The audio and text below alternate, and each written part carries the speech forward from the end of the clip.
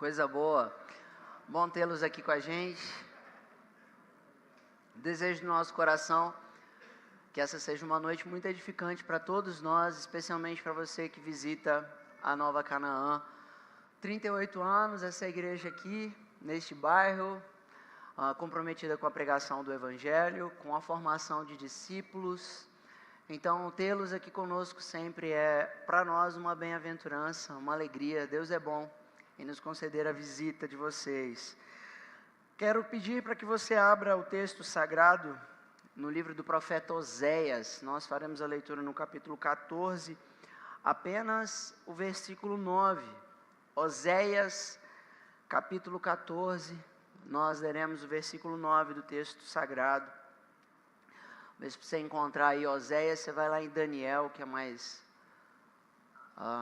fácil da gente encontrar. O próximo livro é o livro de Oséias. A gente vai ler o último capítulo, o capítulo 14, apenas o versículo 9 do texto.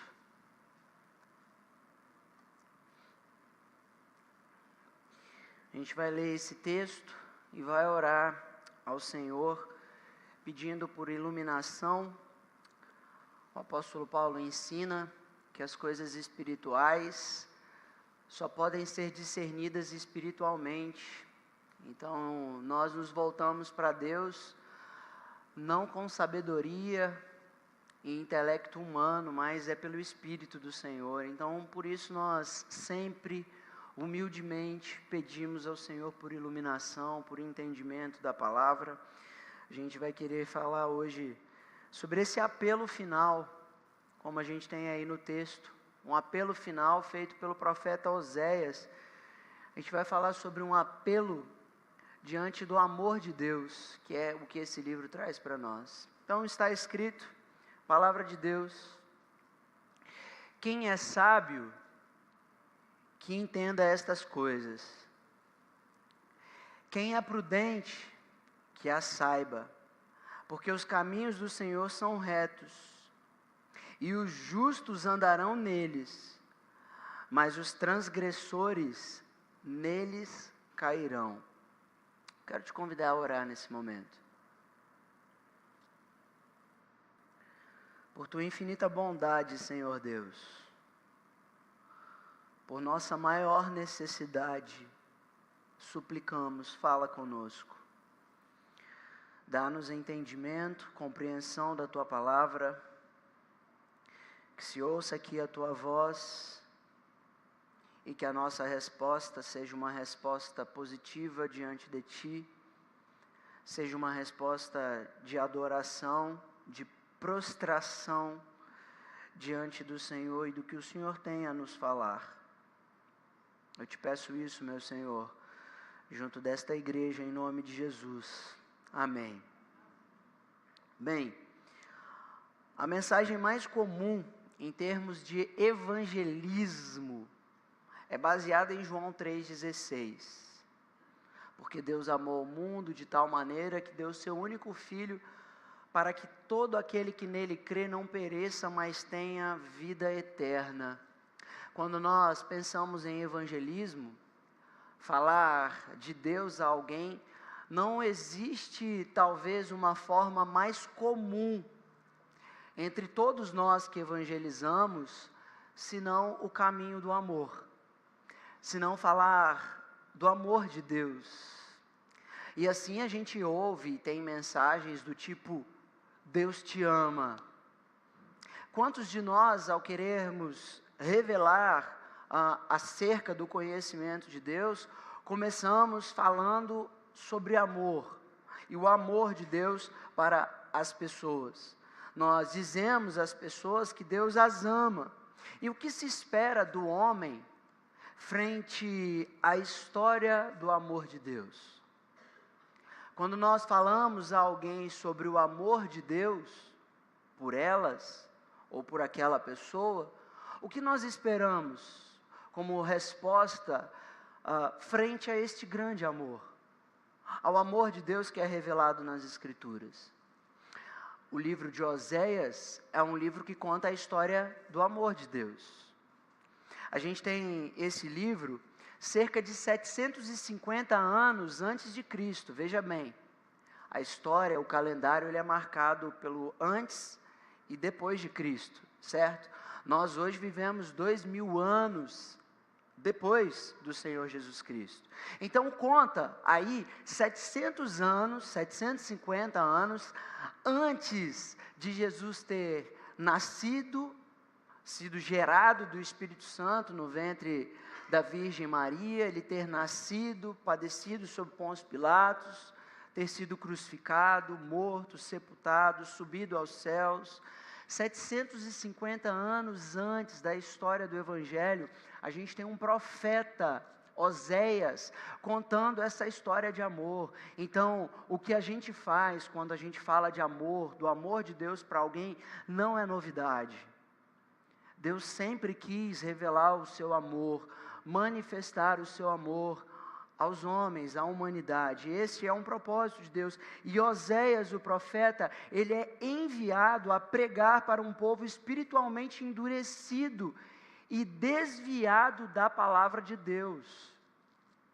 Oséias, o profeta, ele é enviado à nação de Israel. Sim, a gente não está aqui considerando uma nação pagã. A gente não está falando dos cananeus. Não, mas é o povo de Deus, o povo de Israel, a nação que foi chamada por Deus, escolhida por Deus para ser um povo santo, um povo que vive por meio da palavra. Este povo está ouvindo falar do amor de Deus por ele, mas é um povo espiritualmente endurecido, o coração endurecido, desviado da lei de Deus, havia abandonado o Senhor, uma nação que desprezou a glória do seu Deus, que desprezou o amor do seu Deus. Ouve agora esse profeta falar sobre amor. Esse livro, a nossa leitura foi apenas do último versículo, é um livro que traz para a gente duas histórias. Ele pode ser dividido em duas histórias. A primeira, do primeiro capítulo ao terceiro, quando a gente tem a história de um casamento, o casamento do profeta Oséias. Deus vai mandar que Oséias se case com uma prostituta. Olha só. E quando Deus pede para que Oséias, o profeta, se case com uma prostituta, ele pretende ilustrar a história do relacionamento que ele tinha com o seu povo. O que Deus queria considerar? Que aquele casamento entre o profeta Oséias, homem de Deus, com uma prostituta, uma mulher imoral, uma mulher que se entregava, que se deitava com todos os homens, amigos daquele profeta, essa história ela ilustra o relacionamento de Deus com o seu povo, porque era justamente assim que Israel estava se comportando, como uma prostituta que se deitava por qualquer preço que se oferecia a pagar. Então, Deus pede para que esse profeta se case com essa prostituta, e essa mulher, ela vai se entregar a toda forma de imoralidade, e vai viver esse tipo de vida, e vai abandonar o seu marido. Sim, o profeta Oséias vai ser abandonado pela sua esposa, por essa mulher com quem ele havia se casado.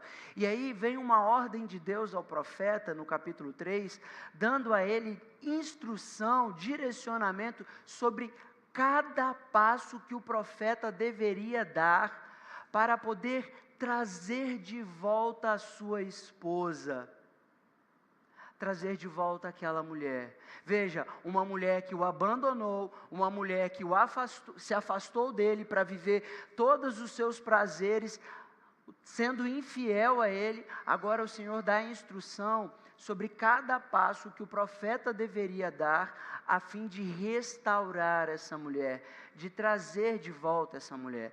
Do primeiro ao terceiro capítulo, então, a gente tem essa história, uma história que ilustra o amor de Deus por Israel, o amor de Deus por essa nação que se prostituiu, mas que, diante de toda a sua prostituição e infidelidade, o Senhor Deus vai dar passos. em direção à restauração desse povo. Deus vai dar passos a fim de fazer com que este povo seja trazido de volta à sua presença. E aí então, do capítulo 4 ao capítulo 14, a gente vai ter isso na prática. Como era o comportamento, o relacionamento de Israel com o Senhor seu Deus. Se nos primeiros 3 capítulos a gente tem uma história a respeito do casamento do profeta, ilustrando o relacionamento de Deus com Israel, do capítulo 4 ao capítulo 14, esses textos vão mostrar para a gente a prática da situação do relacionamento de Deus com o povo infiel que ele vivia, que ele se relacionava. Por exemplo, o capítulo 4, versículo 6 do profeta Oséias, a gente vai ver que Israel se esqueceu da lei do Senhor. O capítulo 6, o versículo 7, o capítulo 8, versículo 1, vão mostrar para a gente, na história de Israel, que esse povo que tinha uma aliança com Deus, Israel, que era aliançado com Deus, havia transgredido, quebrado essa aliança que tinha com o Senhor seu Deus. O capítulo 8, versículo 14, vai dizer que Israel se esqueceu do seu Criador. E mais, o versículo 12 do mesmo capítulo vai dizer que sabe aquela lei que a gente vê lá no Salmo 19, quando diz que a lei do Senhor ela é justa, que ela é santa, que ela é pura, que ela é verdadeira, que ela restaura a alma, que ela dá brilho aos olhos. Essa lei se tornou estranha para esse povo que recebeu a lei. Esse é o contexto que a gente encontra a história de Israel. Agora, como é que essa nação se tornou infiel dessa forma? A gente precisa de um pouco do contexto dessa história. Como é que Israel se tornou um povo infiel que abandonou o Senhor, abandonou a sua lei? Como é, em que circunstâncias Israel se tornou esse povo? Teria Deus falhado com Israel? Teria Deus deixado de abençoar Israel, de dar chuva e fazer com que a agricultura de Israel desse grandes alegrias, gozo, prosperidade? Não, de modo nenhum. De modo algum. É dentro de um contexto de prosperidade na história de Israel, quando Israel estava prosperando, enriquecendo, muita chuva, fartura, a terra estava dando fruto, o gado estava reproduzindo, a coisa estava boa para a nação de Israel. E aí o capítulo 13 vai mostrar para a gente, o capítulo dessa história, o versículo 6, que é exatamente dentro desse contexto de prosperidade, versículo 6 do capítulo 13. Quando tinham pastos, eles se fartaram, e uma vez fartos, ensoberbeceu-se o coração, por isso se esqueceram de mim. É bem num contexto de prosperidade, de fartura, que Israel se esquece do Senhor. É bem quando a coisa estava indo muito bem para aquela nação, que o coração dele se tornou orgulhoso. Um povo que se torna orgulhoso no meio da prosperidade, desvia-se do caminho do Senhor. Vocês já ouviram, né? Aquela história de que quando a coisa estava ruim, a gente corre lá e procura Deus, ora, faz jejum, sabe, aquele monte de coisa, propósito daqui, a gente vem nas reuniões de oração, a gente participa das vigílias, a gente se envolve com tudo que é de Deus quando a coisa está ruim. Mas aí Deus faz assim, ó, sopra a bonança. E aí você já conhece a história, né? A gente se desvia, esquece, já não participa mais, já não tem mais necessidade. Olha, parece que não há nada novo debaixo do sol. Parece que o que acontecia há 700 anos antes de Jesus Cristo, 2000 anos depois de Cristo, ou seja, quase 3 milênios depois, a humanidade permanece a mesma. um povo orgulhoso, soberbo, que se torna infiel ao Senhor seu Deus. Então, este é um cenário em que a mensagem de Oséias, ela não poderia ser popular, vocês concordam? Se está tudo indo muito bem, se está prosperando, se as coisas vão bem dentro desse contexto em que a gente se encontra, eis que surge um pastor, um pregador, para dizer que você tem que se arrepender, mudar a sua mentalidade e voltar-se para Deus. Isso não cola dentro de um contexto de prosperidade.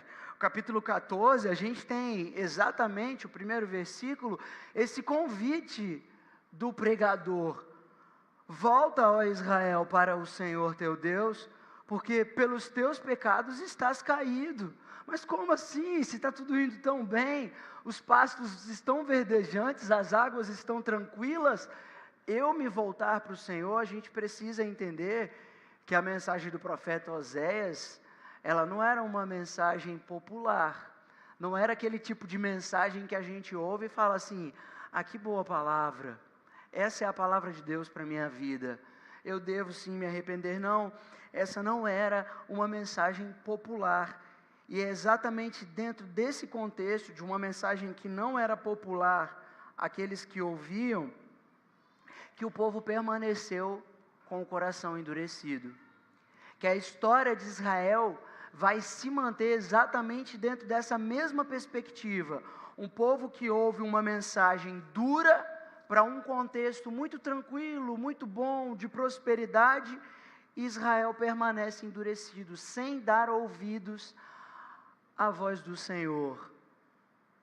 Talvez a gente possa considerar aqui também como que as coisas se mantêm nos dias de hoje. Embora a gente tenha ouvido falar o que aconteceu no Paraná e rumores de guerra, o que aconteceu no Rio de Janeiro, quando a coisa está bem dentro da casa da gente, e a gente fala do amor de Deus, convida pecadores ao arrependimento, a gente permanece endurecido, não dando ouvido, porque aquilo não cai bem, não cai bem para a gente. Talvez cairia lá, onde está acontecendo tudo isso, na minha casa, não. É assim com a história de Israel, porque para Israel, aquela mensagem cairia bem para o povo pagão, cairia bem para aquelas terras de Samaria, que havia se desviado, mas Israel e Judá, não, está tudo indo muito bem, para a gente atender a voz do Senhor. É dentro desse contexto que se mantém um povo com o coração endurecido. O que o texto bíblico de Oséias então nos ensina? Esse livro de Oséias ensina que o amor de Deus não muda quando as pessoas mudam. O amor de Deus não muda quando Israel torna-se infiel. Deus não mudou o seu amor quando Israel tornou-se infiel. Ele permaneceu dando passos em direção a essa nação infiel. Ele permaneceu em busca dessa nação, a fim de que essa nação fosse restaurada à sua presença.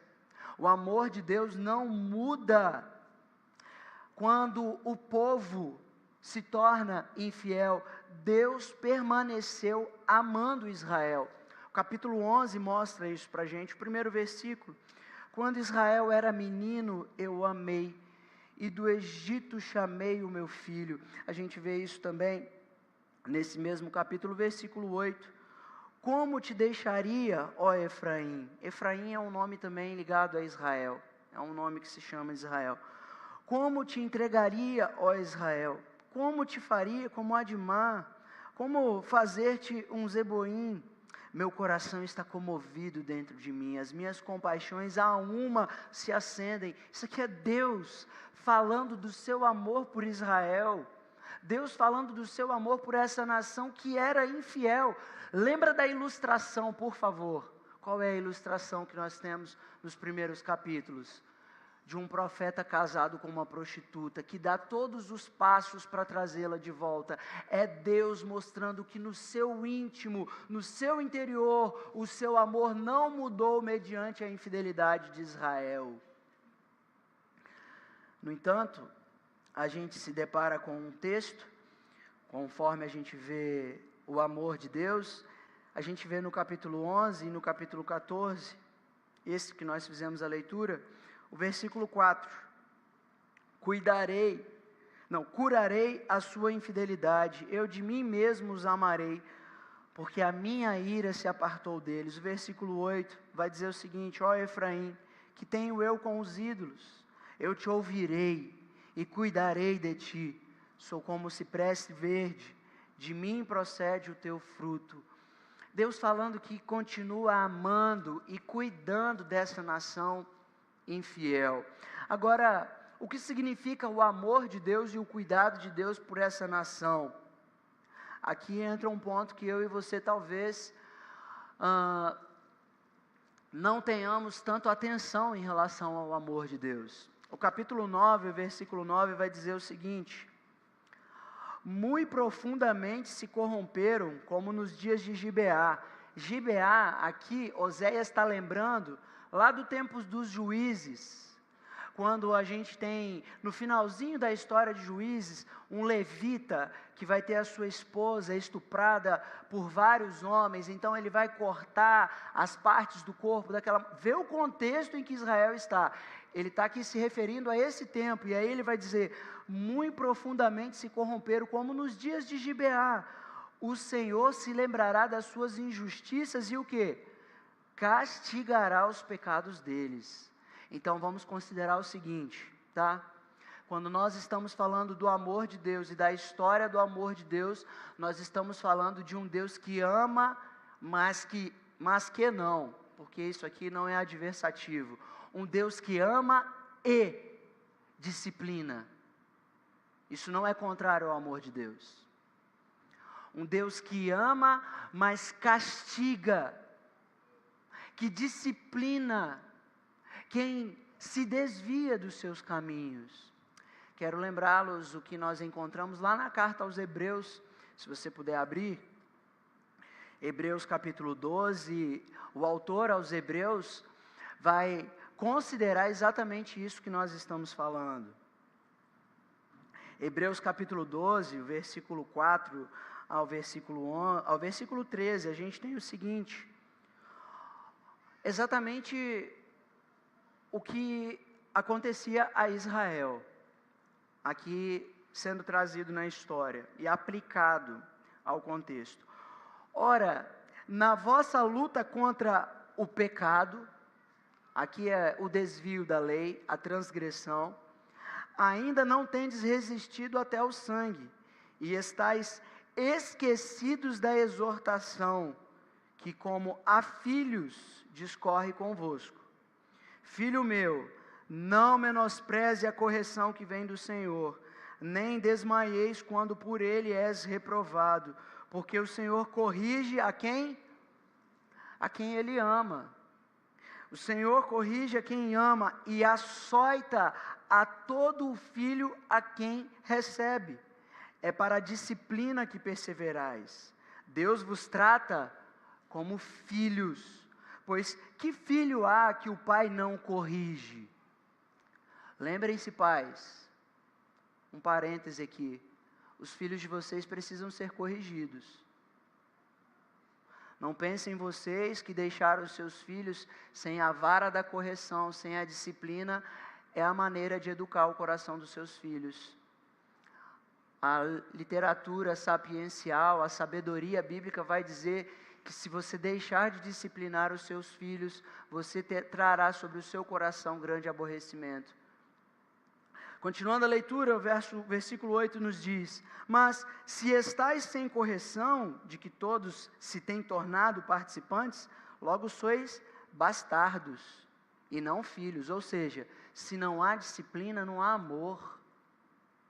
É como um bastardo, que está separado de Deus, mas é por causa do amor que ele corrige. Além disso, tínhamos os nossos pais segundo a carne, que nos corrigiam e os respeitávamos. Não havemos de estar em muito maior submissão ao Pai espiritual e então viveremos? Pois eles nos corrigiam por pouco tempo, segundo melhor lhes parecia. Deus, porém, nos disciplina para aproveitamento, a fim de sermos participantes da sua santidade. Toda disciplina, com efeito, no momento não parece ser motivo de alegria, mas de tristeza. Ao depois, entretanto, produz fruto pacífico aos que têm sido por ela exercitados, fruto de justiça. Veja então que quando nós estamos falando da história do amor de Deus, nós estamos considerando um Deus que ama, mas que aplica disciplina, aplica castigo ao povo que Ele ama.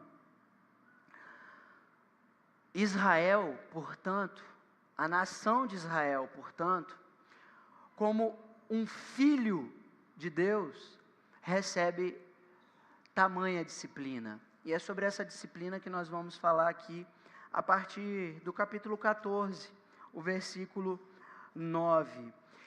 E o que eu tenho para vocês hoje como mensagem, que eu gostaria que vocês se lembrassem, que você anotasse, para que isso fosse algo a ser relembrado ao longo da semana. O tema do que nós temos para essa mensagem é um apelo diante da história do amor de Deus. Um apelo diante da história do amor de Deus. Eu queria muito que você lembrasse disso no decorrer da sua semana, quem sabe no decorrer da sua vida. Que a história do amor de Deus, ela é contada com a expectativa de um resultado, de uma resposta na vida daquele que ouve sobre este grande amor.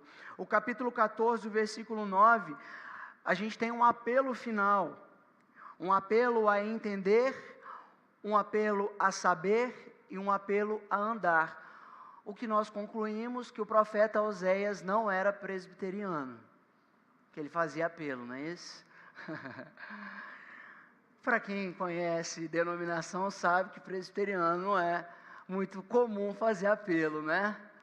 Então Oséias eu acho que não era bem presbiteriano, mas a gente vai aprender com Oséias acerca desse apelo, que existem algumas coisas que nós precisamos responder à história do amor de Deus. Então a gente vai passar por essa história nesse momento. Porque 2000 anos depois, o que nós aqui temos a ver com essas duas histórias que nós contamos? Sobre o casamento do profeta com aquela prostituta. O que nós temos a ver com a história do relacionamento de Deus com Israel, que Deus aplica uma disciplina sobre Israel. O que nós temos a ver com tudo isso, gente? Nós precisamos entender que há uma grande história, uma grande narrativa, uma grande história sendo contada a respeito do amor de Deus e que nós podemos estar inseridos nessa história. E eu espero muito que a gente esteja inserido de uma maneira positiva. Bom, vamos lá. 70 anos depois de Cristo, a gente tem a destruição do Templo de Jerusalém. O que para muitos naquele contexto pareceu ser o abandono de Deus do povo de Israel. Como que se Deus tivesse dito o seguinte: acabou. A partir de agora, lavam as minhas mãos para essa nação, não tem mais parte com Israel. Isso não é verdade. Na verdade, a destruição do templo faz parte desse processo de disciplina, e a gente vai aprender um pouco sobre essa disciplina de Israel, porque isso não é o fim da história de Israel, como se Deus tivesse abandonado, desistido dessa nação chamada por Deus. A gente vai precisar muito que você esteja atento com a sua Bíblia aberta em Romanos, porque a gente vai dar uma olhada no texto que a gente tem em Romanos no capítulo 11, para aprender com esse texto acerca dessa nação. Romanos capítulo 11, o primeiro versículo, a gente vai ver algo a respeito dessa nação. E o que a gente vai aprender em primeiro lugar é que existe um apelo aqui no texto, diante da história do amor de Deus, um apelo a entender a entender o amor de Deus para com as nossas vidas. A gente vai ver isso lá no texto de Oséias, e aqui Romanos capítulo 11, o primeiro versículo diz o seguinte: pergunto, pois, terá Deus porventura rejeitado o seu povo? De modo nenhum, porque eu também sou israelita da descendência de Abraão, da tribo de Benjamim. Gente, o que o apóstolo Paulo está dizendo aqui? Quando ele fala assim, terá Deus rejeitado o teu povo, a gente tem a tendência a fazer a leitura desse texto e se colocar ali dentro. Falar assim, é de mim, esse texto está falando de nós. Não, não é. Esse texto está falando da nação de Israel, do povo judeu, e tão somente do povo judeu. Por isso o apóstolo Paulo, ele se inclui dizendo, não, Deus não abandonou o seu povo, a nação de Israel. Inclusive, eu faço parte dessa nação. Eu sou israelita, é o que o apóstolo Paulo está mostrando. Ou seja, Deus não rejeitou esse povo já passou esses 700 anos, não mudou a sua conduta, continua recebendo uma disciplina do Senhor, como nós vimos, e essa disciplina, ela tem um fundamento para a sua vida. A disciplina que Israel está recebendo, ela tem a ver com as nossas vidas. A gente vai ver isso nos versículos 11 e 12. Eu queria que você olhasse para o texto do capítulo 11. Veja, o apóstolo Paulo, ele pergunta: pergunto, pois, porventura tropeçaram para que caíssem? De modo nenhum, mas pela sua transgressão veio a salvação aos gentios, para pô-los em ciúmes.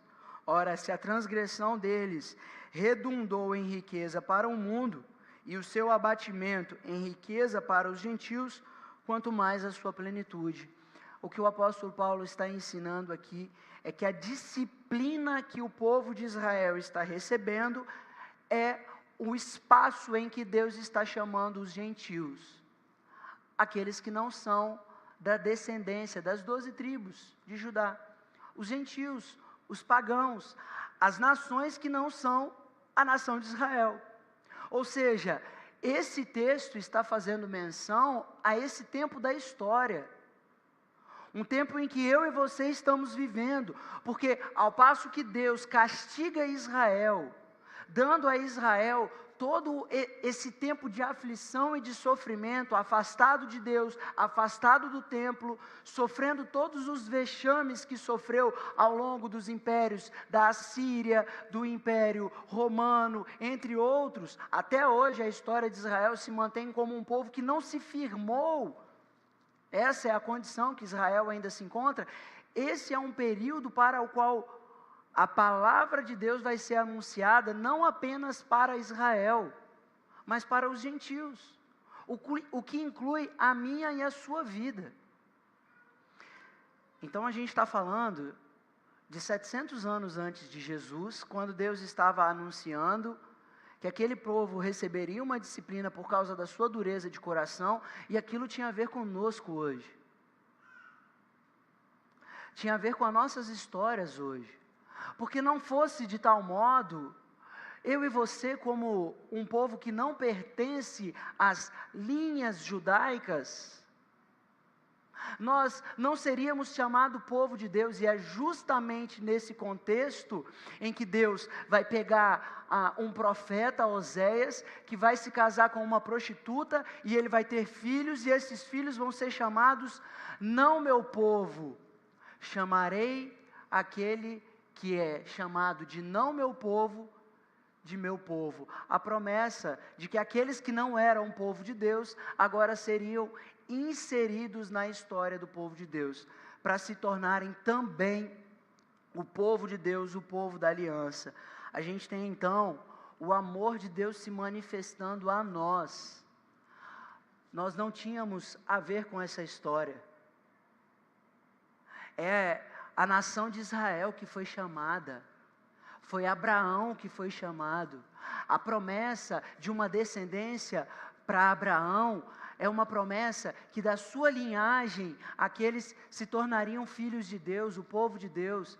Isso nos colocaria à parte da história, mas nós estamos sendo inseridos na história do amor de Deus Graças a Deus por cuidar com que este povo fosse disciplinado ao longo desse tempo e nós fôssemos inseridos na história. O capítulo 5 de Romanos, versículo 8, vai dizer o seguinte: mas Deus prova o seu próprio amor para conosco, pelo fato de ter Cristo morrido por nós, sendo nós ainda pecadores. Na plenitude dos tempos, Jesus se entregou para a salvação de judeus e de gentios. Aquilo que a gente encontra em Isaías 53, a promessa de um castigo que nos traria paz, o que significa dizer, não é porque Israel está sendo castigado que nós estamos sendo salvos. Não, mas é porque Jesus está recebendo o castigo de Deus. Isaías 53 vai dizer, nós ainda sendo pecadores, os judeus permanecendo em pecados, nós gentios afastados e separados de Deus, mas Deus prova o seu amor, tendo enviado Jesus, o seu Filho, para morrer por nós, quando ainda éramos pecadores. Isso significa dizer que o amor de Deus se manifesta não por causa de uma condição, porque Deus não está condicionado ao homem. O homem é volátil, o homem muda. A gente acorda de um jeito hoje, amanhã a gente acorda de outro. A gente acorda com uma ideia, no outro dia a gente muda de ideia. O homem muda, mas Deus não. O amor de Deus não é condicionado a você, não é condicionado à sua história. Se a sua história é uma história de pecado, uma história de perversidade, uma história afastada de Deus, o que Deus está ensinando com os textos bíblicos, com a história do amor dele, é que ele está de braços abertos para perdoar pecadores, sejam gentios, sejam judeus, porque todos pecaram e carecem da glória de Deus. Estão afastados de Deus e precisam da manifestação desse amor. E o amor de Deus está sendo manifestado a todas as gerações. Nós hoje, portanto, precisamos entender essa história, a história do amor de Deus, a fim de que isso se aplique às nossas vidas. A carta de Paulo aos Efésios, no capítulo 2, do versículo 11 a 18, Paulo vai dizer que aquela separação que existia, aquela coisa entre judeus e gentios, que separava, sabe? Um era o povo de Deus, o outro não era povo de Deus. O apóstolo Paulo, na carta aos Efésios, no capítulo 2, dos versículos 11 ao versículo 18, o apóstolo Paulo vai dizer que pela cruz, essa separação que existia foi desmanchada, e agora judeus e gentios se tornaram um só povo por meio de Jesus Cristo. É o amor de Deus pelo seu povo e pelo não povo. Judeus e gentios se tornando um só povo, um povo amado por Deus. A gente precisa entender, porque isso se aplica a nós, nessa história, nesses dias em que nós vivemos. No contexto em que estamos, se eu entendo o amor de Deus, eu entendo que eu faço parte de uma história muito maior. Uma história maior do que o meu entendimento. Uma história que atravessa gerações, atravessa milênios. O amor de Deus veio me alcançar, a fim de me inserir nessa grande história. Daí a gente vai ver, por exemplo, o texto de Deuteronômio, capítulo 4, versículo 6, quando Moisés vai dizer que a lei do Senhor deve ser guardada pelo povo. No capítulo 4 de Oséias, a gente tem o seguinte, o contrário disso. Um povo que sabe da lei, mas que não guarda a lei. Oséias capítulo 4, versículo 14, diz o seguinte: não castigarei vossas filhas que se prostituem, nem vossas noras quando adulteram, porque os homens mesmos se retiraram com meretrizes e com prostitutas cultuais sacrificam, pois o povo que não tem entendimento corre para a sua perdição. Olha só a história de Israel, um povo que tem a lei, que sabe da lei, mas que se entrega à perdição, que vive desviado da lei de Deus, é um povo sem entendimento. Quem não entende o amor de Deus, eu quero que vocês pensem isso comigo. Quem não entende o amor de Deus corre para a perdição. Seja membro de igreja, seja o cara que está fora da igreja. Porque está cheio de membro de igreja correndo para a perdição. Sai daqui no domingo e de segunda a sexta vive uma história à parte da igreja. A parte da história de Deus. A parte da história do amor de Deus não tem nenhum comprometimento com a lei do Senhor.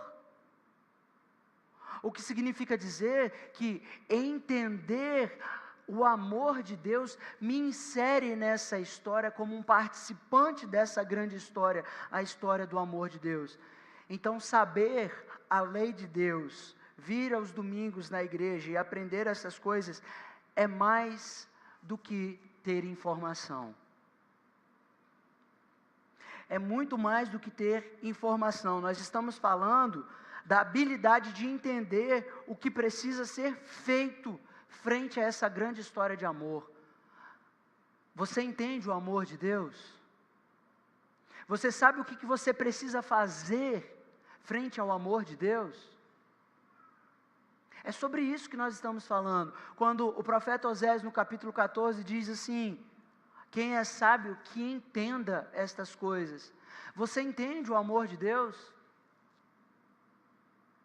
Você entende o amor de Deus te inserindo nesta grande história? Você percebe que você não é um produto do acaso, mas que dentro dessa grande história, Deus está inserindo a sua vida, os seus dias, para ser um participante dessa história, como alguém que guarda a sua lei, como alguém que observa a sua lei. Você entende que o amor de Deus, ele te insere nesta grande história? Você entende que o fato de Deus ter te amado muda a sua vida? Você entende isso? Entende que o amor de Deus, ele torna a gente diferente desse contexto de Israel. O povo que não tem entendimento corre para a sua perdição. Muda a nossa vida. Entender o amor de Deus, saber que o que Jesus Cristo fez foi para a remissão dos nossos pecados, foi para a transformação das nossas vidas, isso muda a nossa história. Isso muda a nossa vida. E esse aqui é um apelo para o entendimento. Um apelo para a gente considerar o que Jesus fez. O que Deus fez. O que Deus tem revelado do seu amor para com as nossas vidas. Aqui a gente tem um apelo a entender em primeiro lugar. Em segundo lugar, a gente tem um apelo a saber do amor de Deus. Se em primeiro lugar a gente tem um apelo a entender, aqui a gente tem um apelo a saber, como a gente vê no versículo. Quem é prudente, que a saiba. A gente precisa saber. A gente precisa saber acerca desse amor. Então, Romanos, capítulo 11 ainda, os versículos 17 a 22 vão mostrar para a gente algo que é importante saber. Nós que fazemos parte de uma história, somos chamados igreja dentro dessa história. Isso aqui é importante para a gente. Vocês estão me acompanhando, gente? Acerca desse apelo, um apelo a entender, um apelo a saber. Veja, Romanos capítulo 11, versículo 17 a 22 diz o seguinte: se porém alguns dos ramos foram quebrados, aqui Paulo está falando de Israel, Israel que foi quebrado, e tu, sendo oliveira brava, ou seja, os gentios, foste enxertado em meio deles e te tornaste participante da raiz e da seiva da oliveira, não te glories contra os ramos. Porém, se te glories, sabe que não és tu que te sustenta a raiz, mas a raiz a ti. Dirás, pois, Alguns ramos foram quebrados, para que eu fosse enxertado. Bem, pela sua incredulidade foram quebrados. Tu, porém, mediante a fé, estás firme. Não te ensoberbeças, mas teme. Porque se Deus não poupou os ramos naturais, também não te poupará. Considerai, pois, a bondade e a severidade de Deus, para com os que caíram, severidade, mas para contigo a bondade de Deus. Se nela permaneceres, de outra sorte, também tu serás cortado. A gente lê esse texto, e é importante a gente saber acerca do amor de Deus, desse apelo ao amor de Deus.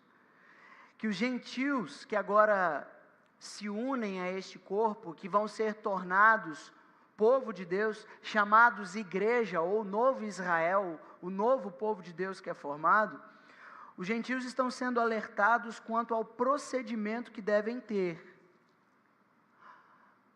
Um procedimento diferente do que teve Israel.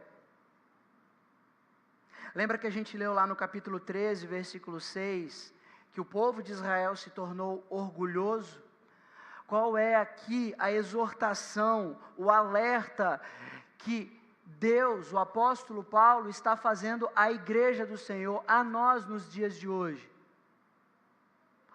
Não se ensoberbeça, não se torne orgulhoso, do tipo que diz, Deus me ama, e vai e vive uma vida desviada da lei do Senhor, desviada do caminho do Senhor.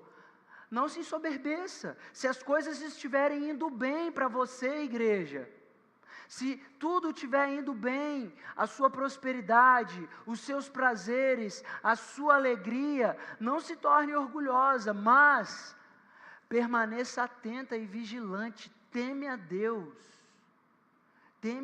teme a severidade de Deus, que quebrou um ramo de Israel e enxertou um povo que não era povo.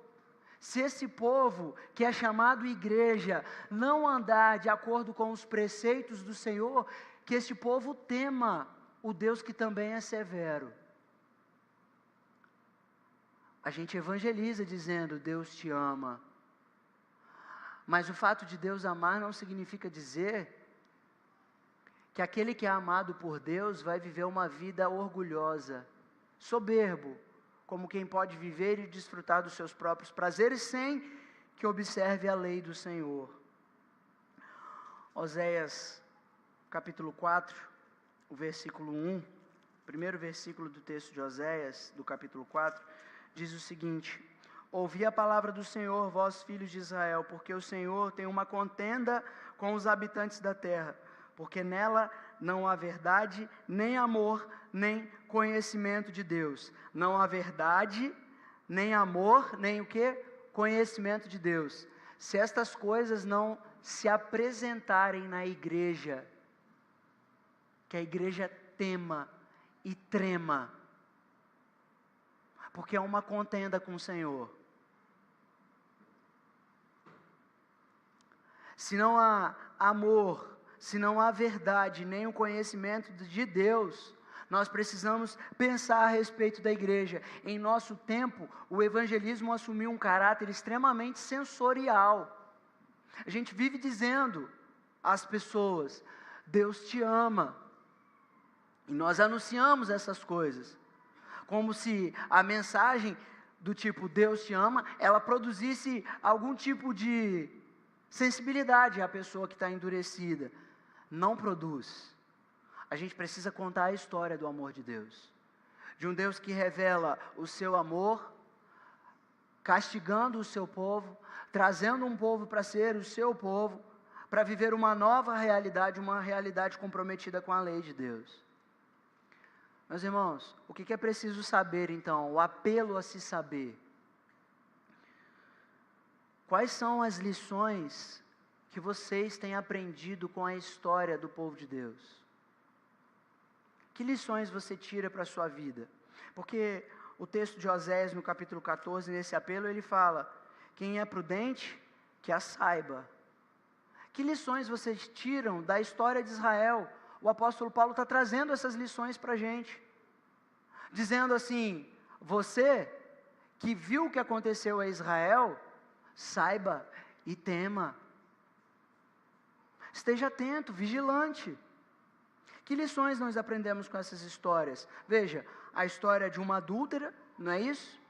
Que se afastou do seu marido, capítulo 1 ao versículo 3, uma ilustração do relacionamento de Deus com o seu povo. A partir dessa história, que tipo de relacionamento você tem com o amor de Deus? Queira refletir sobre isso. Quando a gente diz Deus te ama, quando a gente fala do amor de Deus pelas nossas vidas, que tipo de relacionamento você tem com o Senhor? Pense nos 3 primeiros capítulos da história de Oséias. Um profeta casado com uma prostituta. Queira se imaginar quem é você dentro desse relacionamento com Deus. A gente precisa aprender com as histórias de Israel. Nós somos o povo de Deus. Pensa naquela história que a gente encontra do capítulo 4 ao capítulo 14. Deus prometendo castigar o povo de Israel por causa da condição de pecado, da sua infidelidade. Um ramo quebrado. Você é o tipo de ramo inserido pelo amor de Deus ou que está prestes a ser quebrado? É preciso saber. Você precisa saber do amor de Deus. Se o amor de Deus está inserindo a sua vida na história dele, ou se você está prestes a ser quebrado, afastado dele, por causa da quebra da lei. O povo de Israel e nós somos lembrados acerca do nosso orgulho. O orgulho que talvez seja o motivo que nos impeça de ter uma total rendição diante de Deus. Porque tudo afinal vai bem na nossa vida. A gente tem planos para a nossa vida. A gente tem projetos para a nossa vida. E então esses projetos eles entram num primeiro lugar.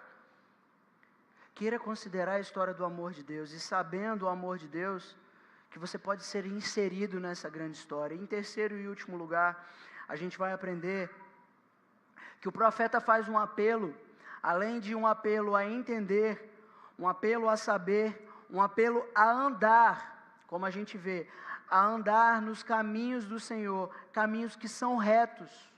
Os justos andarão neles, mas os transgressores neles cairão.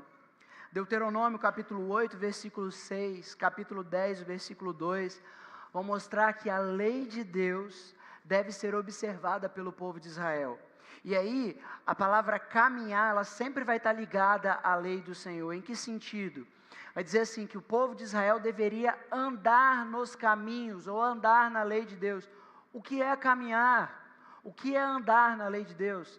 Andar, caminhar, dentro da literatura hebraica, tem a ver com procedimento, comportamento.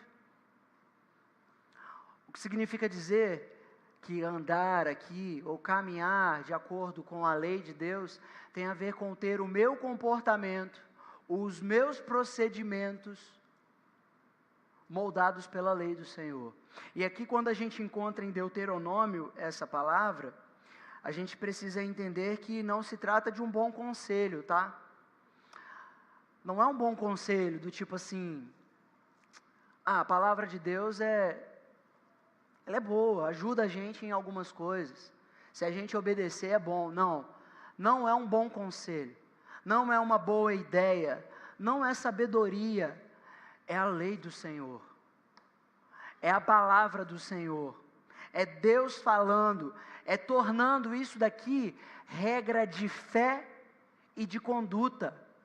Regra de fé e de prática. O que vai guiar, o que vai nortear o meu comportamento, o meu procedimento ante a sociedade, dentro da minha casa, dentro da igreja, no ambiente de trabalho, no comércio, na política, onde quer que seja, a lei do Senhor, ela vai ser a direção para meu comportamento, para a minha vida, para a minha conduta. O que a gente aprende então com os mandamentos e com a lei do Senhor, a partir desse apelo final a andar na lei de Deus, a andar nos caminhos do Senhor, a gente vai aprender o seguinte, que os mandamentos de Deus dividem a humanidade entre os que andarão na lei e os que cairão nela. Não há meio termo. O mandamento do Senhor, a lei do Senhor, os princípios do Senhor, eles dividem a humanidade entre os que andarão e os que cairão, entre os que são justos, íntegros, e os que são rebeldes, transgressores da lei de Deus. Pensa comigo o seguinte, considerando a lei e o mandamento, um caminho ou o comportamento que eu e você devemos ter diante do amor de Deus, frente ao amor de Deus. Seu procedimento, o seu comportamento, o comportamento que você tem tido no seu dia a dia, tem a ver com a história do amor de Deus? Nós somos chamados a isso, a andar com base nessa história de amor. O seu comportamento, o seu procedimento tem a ver com a história do amor de Deus, porque o amor de Deus, ele insere tanto judeus quanto gentios nessa história que muda vidas, que transforma realidades. O amor de Deus se aplica à sua vida, faz parte do que pulsa o seu coração, move, direciona os seus pensamentos, as suas volições. Você tem se sentido constrangido? Ou como o povo de Israel, sem entendimento, sem entender o amor de Deus, você avança para a perversidade, sem considerar o amor de Deus, sem refletir no amor de Deus? Isso não te constrange? O seu comportamento não é, no mínimo, constrangido pela lei do Senhor? Aí eu preciso te dizer o seguinte, que o amor de Deus, conforme as Escrituras revelam para nós, ele não se aplica à sua vida. Porque o amor de Deus muda a história de Israel, muda a história de gentios, muda a história de pessoas que viviam há 700 anos antes de Cristo, milênios antes de Cristo, e muda 2000 anos depois. É uma grande história narrada pelo Criador, a fim de fazer com que o seu amor revelado por meio de Jesus Cristo, por meio da cruz de Cristo, transforme a nossa realidade. Aqui então, eu quero fazer esse apelo a andar como Jesus andou. Se você puder, anota a primeira carta de João, para você refletir sobre isso em casa. A primeira carta de João, você vai chegar em casa e vai ler esse texto. Se possível ainda hoje e ao longo da sua semana. 1 João 4, você vai ler o capítulo 4, do versículo 7 a 21. Ali o apóstolo João vai falar sobre o amor de Deus. E um apelo a andar nos caminhos do Senhor. Porque ali o apóstolo João vai dizer o seguinte, que se alguém diz que ama a Deus, mas odeia o seu próximo, este é um mentiroso. Aqui a gente divide os que andam no caminho e os que se rebelam do caminho, os que transgridem o caminho. Ali o texto vai dizer que Deus é amor. O que significa dizer que o amor não é Deus, a gente não inverte essa ordem. Deus é amor e Ele manifesta a sua graça, manifesta o seu amor ao longo da história, a fim de que eu e você façamos parte dessa vida de amor, amando uns aos outros. E aqui um propósito e um princípio importante na carta do apóstolo João. É que nós amamos a Deus porque Ele nos amou primeiro. É só uma resposta a essa história. Se você vai amar a Deus, significa dizer que Deus te amou primeiro. A história é essa, um Deus que se manifesta amando, e que quando Ele se manifesta amando, não existe outra resposta, é irresistível aos que são amados. Aqueles que são amados de Deus vão amá-lo. A resposta é simples, é objetiva, e João está trazendo isso para a gente. Eu amo a Deus porque primeiro Ele me amou, porque primeiro Ele me mostrou essa história, eu entendi essa história, eu sei dessa história, e por isso eu o amo, e eu me devoto à sua lei, e é por isso que eu pratico a sua lei, é por isso que eu tenho prazer na sua lei, eu vivo por ela, porque Ele me amou, e deu a vida do seu Filho para se entregar por mim, para a remissão dos meus pecados, para a transformação da minha vida, para a transformação da minha história.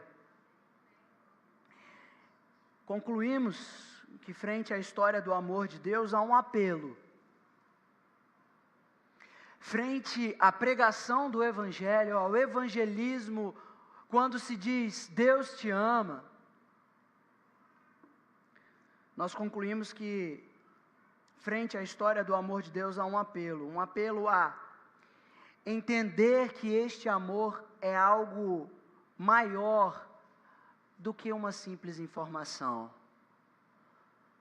do que um simples verbete, uma mensagem. O amor de Deus é a sua inserção na história de Deus. A gente precisa entender isso. Que ao ser amado por Deus, nós estamos sendo inseridos na história de Deus. E se você quiser, você pode anotar Efésios capítulo 1, do versículo 3 a 14, para você ler também. Nós concluímos que frente à história do amor de Deus, há um apelo a saber que as histórias bíblicas são exemplos para nos advertir acerca da justiça e da santidade de Deus. Deus nos ama sim, mas Ele é justo e Ele é santo, e Ele trata com severidade quem se afasta da sua lei, quem se afasta dos seus mandamentos. E as histórias de Israel devem ensinar isso para nós. Nós sabemos do amor de Deus, mas sabemos como que Ele trata o seu povo. E em terceiro lugar, nós concluímos, frente à história do amor de Deus, que esse é um apelo a andar nos caminhos do Senhor. Andar nos caminhos do Senhor significa morrer para a sua história e viver a grande história, a história de Deus. A história de Deus que constituiu um povo para ser santo, um povo para herdar as bênçãos de Jesus Cristo. Uma grande história.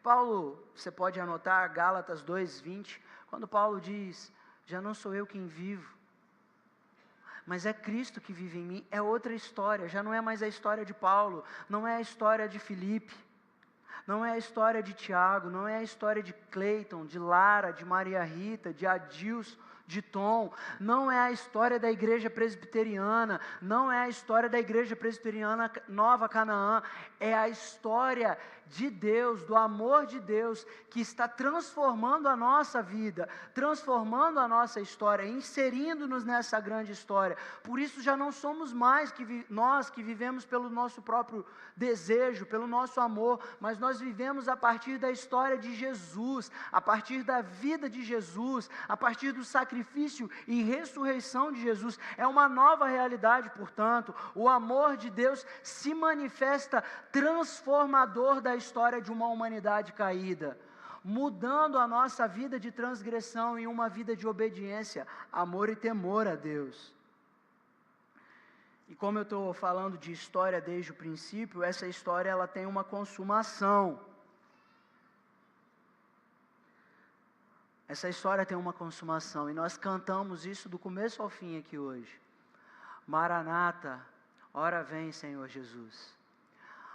Que se abram os portais eternos para que entre o Rei da Glória.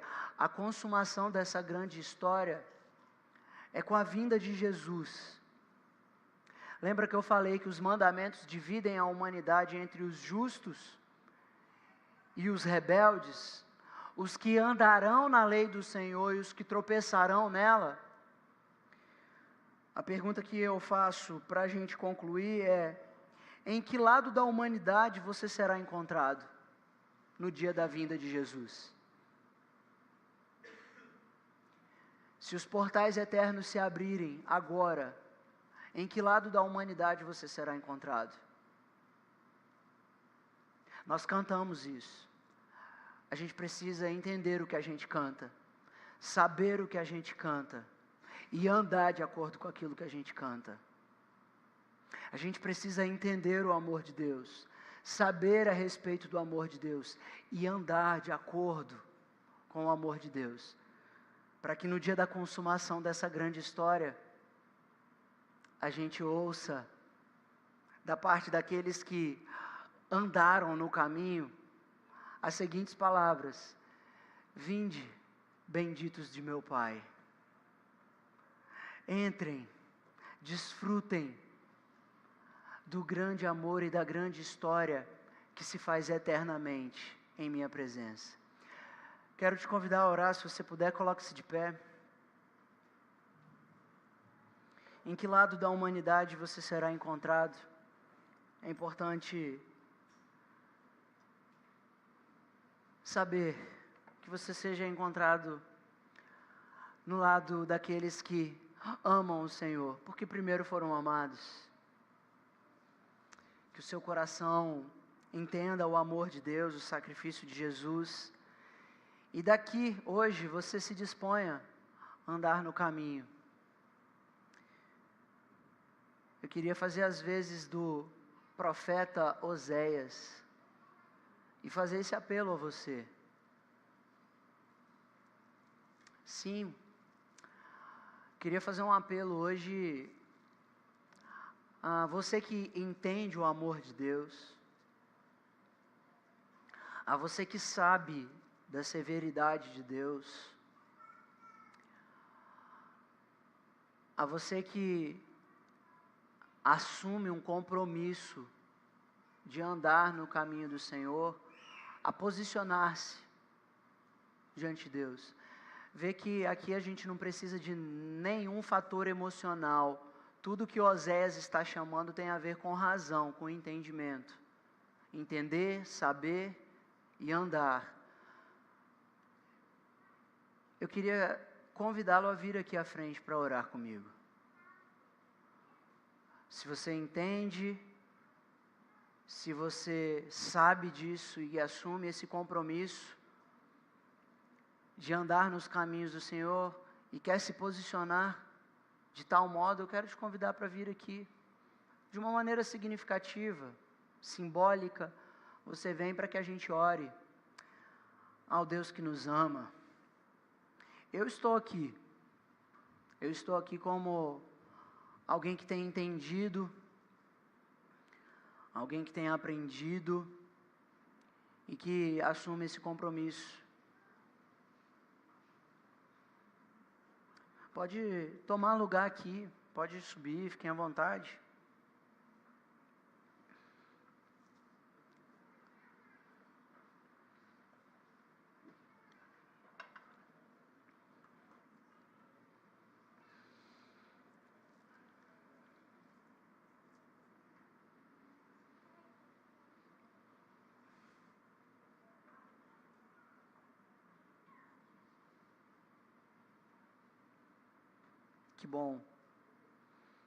Que bom que vocês entenderam e que estão sabidos do amor de Deus. É grande o amor de Deus por nós, pelas nossas vidas. E a gente quer se comprometer com o nosso amor por Ele hoje. É nisso que nós estamos fazendo aqui. Nós estamos nos comprometendo com o amor do nosso Deus. Que a gente quer amá-lo e viver para Ele, para que naquele grande dia da consumação dessa grande história, a gente esteja com Ele e para Ele eternamente. Se você puder, feche seus olhos, vamos orar ao Senhor. Pai, Deus Pai, a história do Teu amor foi revelada para nós por meio do sacrifício de Jesus, o que consiste em perdoar os nossos pecados e remir as nossas vidas, redimir as nossas vidas, para fazer-nos um povo chamado pelo Teu nome. Senhor, nós estamos aqui hoje e a gente te pede, olhe para nós com misericórdia. A gente está aqui hoje como um povo que se volta para o Senhor, que se volta porque tem entendido acerca do Teu amor, porque tem compreendido que ao longo da história existiram aqueles que tropeçaram, caíram, mas que não se voltaram para Ti. Eis que nós estamos como um povo que reconhece as vezes que caiu, às vezes que falhou mediante a Tua lei, mas que hoje, Senhor Deus, vem humildemente à Tua presença, reconhecendo o Teu amor e a Tua bondade, dizer ao Senhor muito obrigado pelo Teu grande amor. E que esse grande amor, Senhor Deus, nas nossas vidas, seja a total transformação da nossa realidade, de maneira que ao voltarmos para o nosso lar, ao voltarmos para a nossa casa, a gente volte muito consciente de que o amor do Senhor está em nós e que permanece em nós, e que o nosso amor pelo Senhor nos faz estar no Senhor e que nós permaneceremos no Senhor. É por essa consciência limpa, pura, movida pelo Teu Espírito, que eu peço ao Senhor que haja testificação disso no coração de cada um que aqui se reúne nessa noite, da igreja reunida em Teu nome, por amor ao Teu nome. Que o Senhor nos ajude, que o Senhor nos abençoe. E Pai, que enquanto nós estamos participando dessa história ativamente, amando o Senhor neste mundo, o nosso coração aguarde o dia da consumação, o dia da Sua vinda, quando estaremos eternamente na Tua presença. Pai, a minha oração é em nome de Jesus. Amém. Irmãos, recebam a bênção, que a graça do Senhor Jesus, o amor de Deus e a comunhão com o Espírito Santo seja com a vida de cada um de vocês, até que Jesus, o nosso Senhor, venha. Amém. Amém.